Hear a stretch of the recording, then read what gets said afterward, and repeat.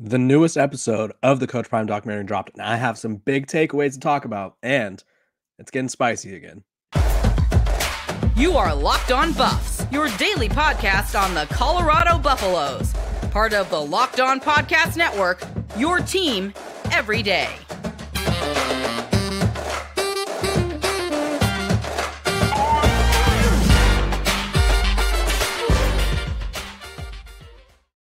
Welcome to Locked On Buffs. I am your host, Kevin Borba. Today's episode is brought to you by PrizePicks. Go to prizepicks.com/LockedOnCollege and use code LockedOnCollege for a first deposit match up to $200. It's daily fantasy sports made easy. We're also brought to you by the Locked On Podcast Network. It's your team every day for free and available wherever you personally get your podcast.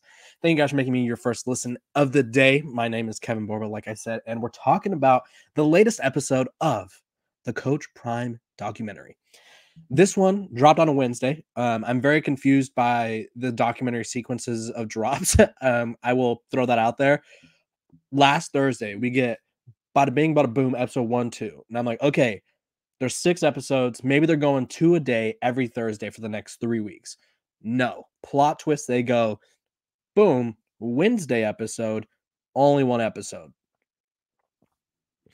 So I don't know who's choosing the drop dates, but I guess I got to read up on when they're dropping so I actually know when they're dropping rather than scrolling through the old Twitter and being like, oh, the doc dropped today.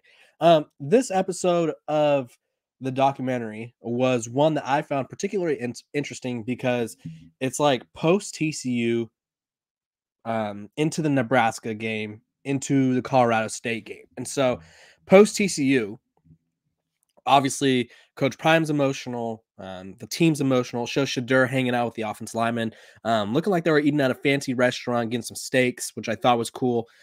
Treating his unit to a well-deserved meal, and I think that's something that he will probably continue to do every step of the way. He's just a class act. You know, he wanted his line to bond together.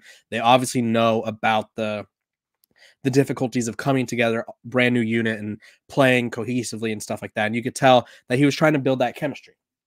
But what stood out to me was the rivalry of Nebraska. I think I talked about it when this episode or when my episode about the Nebraska game came out months ago or however long ago that was. And it was cool to see people in and around the program talk about how big the game in Nebraska means to Colorado. Urban Meyer himself said, this game used to be the premier rivalry in college football, but Nebraska left their conference and then Colorado fell off. And so it was no longer like a game that people looked forward to, but it used to be one where it was like really exciting. One of the better games in college football. And I think it's going to continue to trend in that direction if they continue to play one another. But I thought that was interesting. I thought obviously we deal with Nebraska. There's the on the field thing where they're talking. They said they were preying on the Buffalo. Shadur Sanders felt like they were being disrespectful. I wasn't there. Obviously, the documentary only shows so much, and we only see so much of clips anyway. So I don't really know what really went on. But the Colorado offense and defense, you could kind of tell. It was interesting. Like in hindsight, we know that Sean Lewis is going to get demoted. But this was like in the peak of Sean Lewis already. And Coach Prime was already kind of saying, like, we need the offense to do something. We need the offense to score, to take pressure off the defense. We need the defense to get the ball back to the offense so they could score. Like, there was just a lot of pressure on the offense. I also found one part interesting. When I think of someone as a play caller, like Sean Lewis was, I would assume he has full autonomy to do whatever he wants. And there was a play where the Tavares Dawson touchdown. This could be me reading into it too much. Maybe this is just casual conversations between coaches. But you could hear Coach Prime saying, if you want to take a shot, do it right now, or you can do it right now. And then they obviously take a shot and score a touchdown. And so I wonder how much say Coach Prime has in play calling. Like this, that's something that made me think of it. Obviously they win. Boulder's buzzing, the community's buzzing. It was exciting. Then the Colorado State game comes around. And I think I was surprised to see, because I know Coach Prime's a compassionate fella. He cares a lot about Travis, calls him like his second son, or his other son, excuse me, not his second son, his fourth son, I guess that would be. And he just goes, like when Travis goes down, he's like, no, get up. Like you could just tell Coach Prime, one, I think was so worried about Travis's injury and two, he knew how important Travis was to the team. Like it was kind of cool to see that raw emotion of like, please don't be hurt. Like, please get up. And like Travis could not get up at that time after the hit, which we all know, dirty hit, unfortunate situation. Don't think Henry Blackburn meant to injure him. Kind of meant, I think it was meant as like a statement, like a, we're not going to let you punk us kind of thing. And he ended up hurting Travis. They obviously cleared the air. So there's no need to rehash that and kind of dive back into the death threats thing of the whole ordeal. But I thought it was interesting to see that point of it. And then Colorado wins that game. And obviously it was an iconic win. They go into overtime. That game was pretty disastrous for the defense. And I think that's when, so the TCU game, I remember saying vividly on every podcast and show I went on, because people were like, Kevin Borba, please come on our show, talk about this Colorado Buffs team. I was like, bet. And I remember saying, had the defense had a pulse against TCU, they would have blown them out by 20. And then they blew Nebraska out, which, if you guys go back to my Nebraska preview, I picked Colorado to win, and I said I don't trust Jeff Sims as a quarterback. I think Jeff Sims is a great athlete. I don't think he's a good quarterback. He has more interceptions than career touchdowns. He just consistently has never made the right decision. Like, he's always like a step behind or something, where it's just not working out for him at quarterback. Don't know if quarterback's in his future. Maybe he just needs to be in a system where they allow him, or they like script where he needs to go with the ball as much as possible. Like, you take a 3-step drop, boom, you hit this guy. If that guy's not there, you run. You take a 5-step drop, you go here. If neither of them are there, you run. Like, I just don't know what it is for Jeff Sims. He was a highly ranked recruit. Had some success with Georgia Tech. It just isn't clicking. And so I said I don't trust Jeff Sims, so I picked Colorado to win. Obviously, Colorado beat them. They beat them down pretty bad, and it was because Nebraska had no answer for Colorado. They were scoring quickly once they started scoring, Colorado that is, and the Nebraska offense really didn't have an answer. So then it was, to me, that was a solid performance by the defense, but going in, I knew I didn't trust Jeff Sims. So then Colorado State, I'm going to be honest, I wasn't watching a lot of Colorado State Rams football at the time. Still won't. If there's any Mountain West teams I enjoy watching, I'll tell you right. Like, I'll watch Colorado State highlights and I'll go through the game clips, but I'm not putting them on the TV. If there's Mountain West teams I'm watching, it's Boise, it's Fresno State, and it's UNLV. And I don't like to watch Air Force, but I will, because I feel like they're kind of somewhat entertaining at times. But either way, those are the 4 Mountain West teams I'm watching. San Diego State, because a few of my buddies play there.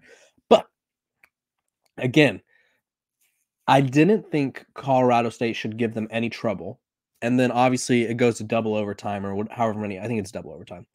And it's like they needed a lot to beat them. And the defense the defense was exposed by the Colorado State offense. And I was like, oh, that's not good. But I was like, surely that won't hurt them, right? Well, I guess we'll find out next week, next Wednesday, or maybe it's next Tuesday. Maybe they just like drop an episode the preceding day each week. I don't know. But we'll find out. But I really liked the behind the scenes there. And then it was kind of cool to see the buzz. Like, The Rock was there. Offset was there. It was Coach Prime's mom was there in the locker room talking about Jay Norvell's comments about the infamous sunglass comments, where he's like, I was raised to take my hat and my sunglasses off when I talk to adults. Honestly, one, weird shot to take. Like, I don't know why you would purposely fuel your opponent. Two, is that like such a common discussion where it's like that's a personal shot. Like, that's as personal as it gets, because of all the things my parents taught me, it would be like, no hats in a restaurant, no hats at a table. Fair. Like, that's like the one hat, no hat at church, which that's just like a church thing. And it's like, where does specifically your mom, when did she tell you no hats or sunglasses when you're talking to adults? Like, what does that mean? So every time I talk to an adult, I'm supposed to, every time? No. So that felt like a very personal shot. We're going to get to that shot a little bit later, because we finally got to see the video of the little post-game talk. Jay Norvell's wife decided to add more fuel to the fire, which I feel like was kind of out. I think it was always going to be remembered, because Jay Norvell was cashing checks, or he was writing checks as he couldn't cash, or whatever the saying, you know what I mean? He basically couldn't back up. He couldn't stay on business. And he obviously got punched in the mouth, metaphorically, on the football field. And yeah, I don't know why his wife would add fuel to that fire. But here we are. But we'll get to that. And first, we're going to get to Colorado's win total for next year, according to BetOnline at AG. They put it at six wins. I'm going to talk to you about I think they can hit that or not. But first, a word from our sponsors over at PrizePicks. PrizePicks is the most fun I've had, winning up to 25 times my money this football season. And now I can play during basketball season too. You just select 2 or more players, pick more or less on their projected stats, and place your entry. With basketball season here, you can now pick combo projections across football and basketball with Specials League, a league created specifically for combo projections that include 2 or more players from different sports or leagues. For example, you go LeBron James plus Taylor Swift's boyfriend Travis Kelce at a 10.5 combo of 3-pointers made plus receptions. Or if you want to play with some of PrizePicks' favorite players like rapper Meek Mill and comedian Andrew Schultz, you can now find community plays under the promos tab of the app to view entries from some of the biggest names in the PrizePicks community each week. PrizePicks also does this really cool thing. It's called the reboot policy. If one of your players gets injured for football or basketball games, if you have a player who exits the game in the first half and does not return in the second, that player is rebooted. PrizePicks is the only daily fantasy sports platform with an injury insurance policy. PrizePicks is really fun, and if you want to get in on the fun, go to prizepicks.com/lockedoncollege and use code LOCKEDONCollege for a first deposit match up to $100. Again, go to prizepicks.com/lockedoncollege and use code LOCKEDONCOLLEGE for a first deposit match up to $100. It's daily fantasy sports made easy. Welcome back. We are talking about Colorado's win total projection. BetOnline AG released odds for one team and one team only, which I'm going to call the Coach Prime effect. It's obviously the Coach Prime effect. Obviously, people want to talk about this. I think Colorado being out of bowl contention, Colorado having a documentary dropping, and Coach Prime currently just absolutely dominating the portal in the sense that like he's like, oh, I need starting caliber offense linemen. Boom, boom, boom, boom, boom, boom, boom. There's 6 of them for you, or 5 of them, however many he got. I don't even know anymore. It's hard to keep up with. But he got a bunch of linemen. I talked about it yesterday. He's dominating the portal again. We're going to see if this unit can come together. They need to gel. I was told all off season last year, before this year, offense line doesn't need to gel. They'll just play together. It'll be fine. No, they need to gel. They need to improve. They need to get in the system. And Coach Prime's got his guys. See if he adds more. I said he needed 5 to 7. He's definitely hit that mark. Obviously, Jordan Seaton's coming into big excitement around this team.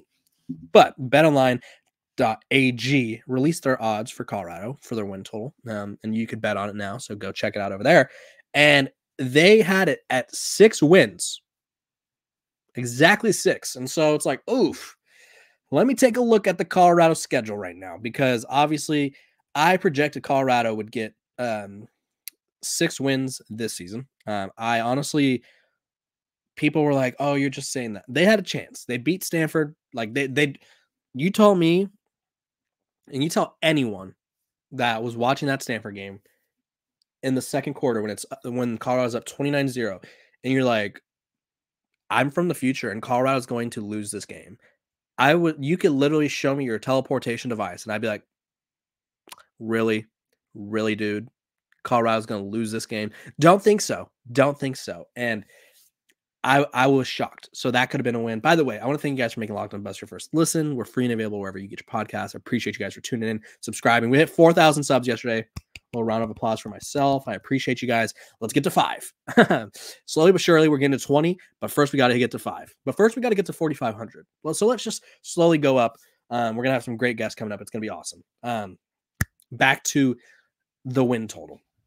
Sorry, I get excited. Get over a little excited. Colorado. I thought they had 6 wins in it. I thought they could have beat Stanford. Realistically, they should have beat Washington State. Not by the way they played, just because I thought they were the better team. And Washington State actually tore them apart. Now, obviously, it doesn't help that Shedeur Sanders goes down. And then had Shedeur Sanders been healthy, like this is playing the if game. Like, do they beat Utah?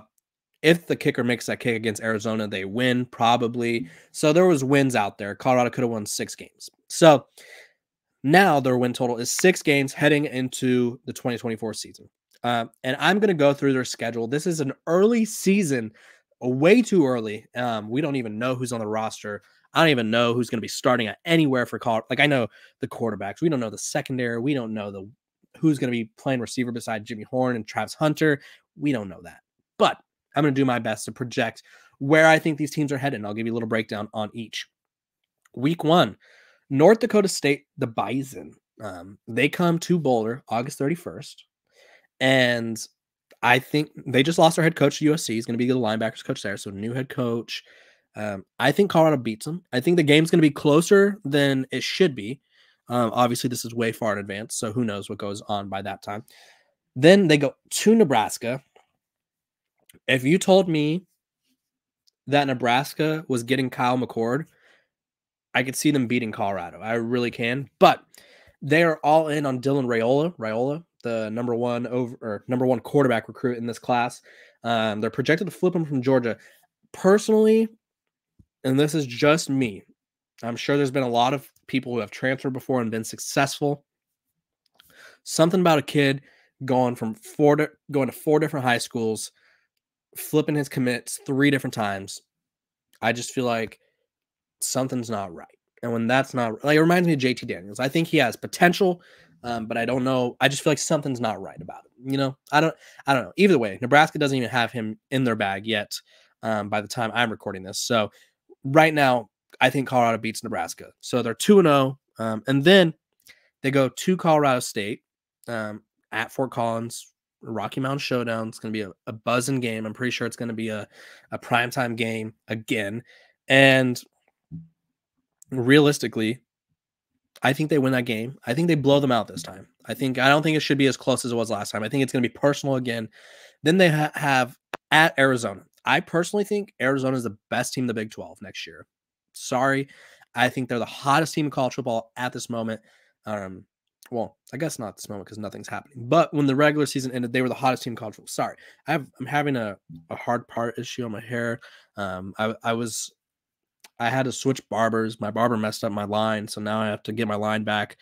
He has like way over. It's this whole thing. Either way, it's making me self-conscious. I know I have the best hair in podcasting. Either way, it's just wish it was what I wanted. You know, I'm getting a haircut tomorrow though. I'm excited. Either way, back to Arizona. I think Arizona wins. Utah, they're very experienced. Cam Rising's running it back. They're going to be one of the. I think they're the second best team in the Big 12. I think they win. So right now, Colorado's sitting at 3-2. I think they beat Baylor 4-2. Baylor's terrible. Baylor has no idea what they're doing in any direction. Oklahoma State, they are losing a lot of experience. I think Colorado beats Oklahoma State. So now they're 1-2-3, 4-2, 5-2. And then gets a little difficult. They have Kansas State. Kansas State's another really good team. We'll call that a loss. So that's 5-3. And then Cincinnati. Cincinnati's struggling. I think Scott Satterfield will probably be on the hot seat next year. Win. At Kansas. Tough one. I think that's a toss-up. We'll go loss. At Texas Tech. Win. At UCF. Win. So really, I could see them winning 8 games. 7 games. That's not bad at all. I think 7-8 wins is very reasonable for them. And that's just assuming, like, I don't know what other pieces they're going to get. I haven't seen this team play. I haven't seen any of those Big 12 teams play. Obviously, I can't see into the future, so I know what they are this year. Don't know what they will be next year. So I think 6 wins, I would take the over. Personally, if I was a gambling man, which I'm not, because I live in a state where it's not legal, boom, boom, I think Colorado has a chance. I think I would take the over. I took the over this past year. Obviously, it was at 3.5. I think the over would hit again. I just feel like Coach Prime is making the necessary adjustments to get his team, get his program right. And realistically, they won 4 games with the worst offensive line in college football. So using the property of like common sense, like if they have even an average offensive line, they should win a couple more games, right? That's just my thought process. You guys let me know if you think it's going to be over or under, whatever it may be. This episode of Locked On Buffs is also brought to you by our sponsors over at FanDuel. As the weather gets colder, the NFL offers stay hot on FanDuel. Right now, new customers can get $150 in bonus bets with any winning $5 moneyline bet. That's $150 if your team wins. If you've been thinking about joining FanDuel, there's no better time to get in on the action than right now. The app is so easy to use. There's a wide range of betting options that include spreads, player props, over-unders, and more. So if you want to get in on this action, visit FanDuel.com/lockedon and kick off the NFL season. FanDuel is the official partner of the NFL.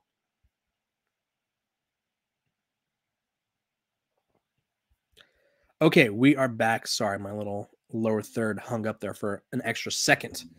Okay, let's talk about the Jay Norvell beef. So if you guys don't remember, I don't really need to explain the whole thing. Jay Norvell, it's the day or two, I think it's the day before, or 2 days. I don't know. 2 days before, a couple days before. He is doing his weekly radio show, as pretty much every coach in college football does. And for some reason, they're talking about Coach Prime, and just doing what he does. And all of a sudden, Jay Norvell felt the need to kind of throw a shot where it's like, I was raised to take my hat and my sunglasses off, and he didn't. Like something like that. And it's like, oh. So obviously the boosters were all like, woo, yeah, you're the best. And everybody else is like, really? That's what we're doing now. Okay. Weird, because you never want to give the other team bulletin board material. You also don't want to give a team that at that time, which Colorado's still the most popular team in college football this season. Argue with a wall if you disagree.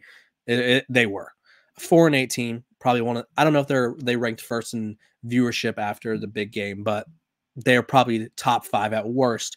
And yeah, go argue with the wall. They're a popular team. I personally wouldn't give that big of a fan base, crowd, entourage, group, following, school of fish. I don't know.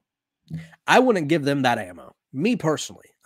If you know that everything Coach Prime is doing is broadcasted times a bajillion, why would you go out and take a shot at him? One that you probably weren't projected. You weren't projected to back up. But Colorado State was double-digit underdog favorites. They kept it close, and honestly, Colorado was playing terribly on defense, and they were keeping Colorado State in the game. But yeah, don't know why he would say that. So one of the things I was looking forward to when I heard about this documentary was, where do they go? Like, what happened after the game? Because obviously coaches shake hands. It's like this whole thing, and it's like, what was said? By the way, thank you guys again for making me your first listen. Appreciate it. What was said between Coach Prime and Jay Norvell? As expected, this isn't just like, I think anyone does this anytime we get like caught reaching our hand into the cookie jar. It's like, I didn't mean that. Like, we all say things where it's like when people apologize for something and it's like, you're not sorry that you did it. You're sorry that you got caught.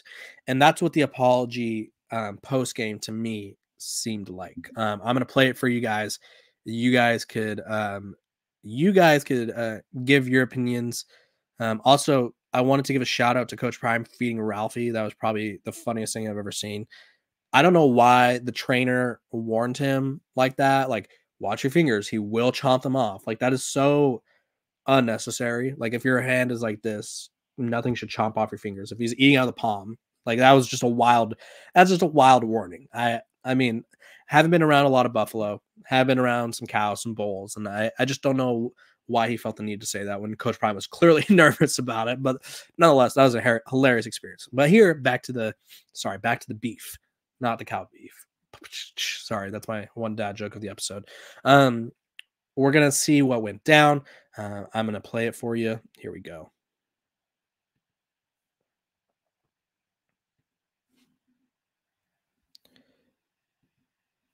Oh,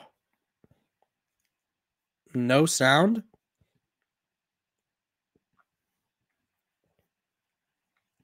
Well, that was disappointing.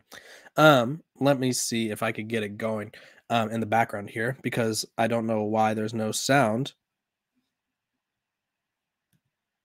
But okay, unfortunately that didn't work out. I feel like a teacher on Zoom right now. But basically, I'll just read you what he said. Because obviously they have those good old captions. So they go to shake hands, and there's a crowd, and Shedeur says to his dad, don't put your hands on him. And Coach Prime says, all right. Because obviously Coach Prime took this personal. He took it as a shot to his mother, who he had to speak to the team before the game. Jay Norvell says, congratulations. And then he says, I was never talking about your family. And then Coach Prime says, oh, you was talking about my mama, dog. And then Jay Norvell says, no, I was not. And Coach Prime says, yes, you were. You were. You were. And then Coach Jay Norvell walks off like nodding, like, okay, I'm not going to get anywhere with this guy. And Coach Prime's like looking at him like, what are you talking about? Yes, you were. And so I think it's just one of those things where not everybody has to be friends. And I think and that was a prime example of that. Not everybody has to be friends in life and sports and coaching. I probably want to take a shot at someone like that because obviously whether he meant for it to come off as a shot at his family or not, I don't know. Probably not. I would say no, but it was just weird because it's like, well, you didn't need to say that. You chose to say it. You knew what was going to happen, and you still said it. Whether you were directly saying the mother of Deion Sanders did not raise him right, or that guy over there, like you're just talking about someone. Anytime you talk about someone, you basically are opening yourself up to kind of being criticized for talking about them. You open yourself up for your words to be, I won't say misconstrued because they're pretty straightforward, but you open your words to be used against you. And that's exactly what happened to Jay Norvell. And then his wife, I don't know her name. I'll find it in the next 2 seconds because it was, I don't know why there was like this whole thing. Like this doesn't need to be a thing. Like honestly, Coach Prime, I'm sure has moved on. I'm sure he won't forgive the guy for saying that, but I'm sure he's not like, if he sees him in the streets, like I doubt he's like, it's on site, you know? And so his wife, Kim Norvell, and this is in a deleted tweet from an account that is expected to be hers, says Shadur acted like a B, the B word, when Jay turned his back after trying to talk to his dad and held up his watch. And then she deleted the tweet. So obviously there's a little rift there. Not really sure why the Norvell family, like let's just think before we press send, think before we speak. And it'll go a long ways. Let's just not take shots at other people. Stay in your lane, worry about yourself. As we were taught in kindergarten, besides learning our colors and shapes and the alphabet, if you don't have anything nice to say, don't say it at all. And I think that would be like a message that would apply perfectly to the Norvell family at the moment, just because they are going to be under fire for about a few days, just because of this resurfacing. Don't know what he meant to say by the comments. Don't know why she felt the need to say that, but it was pretty obvious they were taking a shot. Coach Prime will not forget that. I think he's got the memory of an elephant. I don't think he forgets anything, which is a good thing or a bad thing, depending on like if you want him to remember your birthday, great thing. Because he's probably like, you know what? Kevin's birthday is September 11th. I know this. But he's also like, you know what? Jay Norvell said that one thing about me 375 days ago, and I don't forget that. I appreciate you guys for tuning in to Locked On Buffs, and I hope you guys had a great time enjoying the show. I will hope to see you guys tomorrow. Make sure to like, subscribe, and follow. Let's get to 5,000 subs now. We already hit 4. Let's get to 5. Let's keep the show growing. Let's keep it going up. We're going to have some great guests coming up. I appreciate you guys for tuning in, and I will see you guys tomorrow.